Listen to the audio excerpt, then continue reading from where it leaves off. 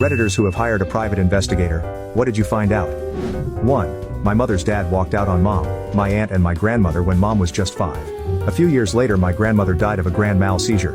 Mom was taken in by her grandparents but she always wondered why her dad left and what became of him. In her 40s, she saved up a bit and hired a PI to track him down. Turns out he moved over time from Pittsburgh to California where he wound up in prison for armed robbery and so other violent crimes. He died in San Quentin Penitentiary.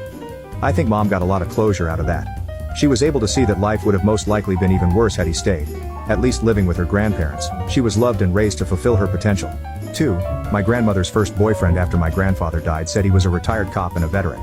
They enjoyed dancing to country music together and bought a new car, in her name though, even though she can't drive anymore. My uncle's hired a PI turns out. That old bastard had a habit of shacking up with widows and bleeding them dry. The boyfriend not the PI.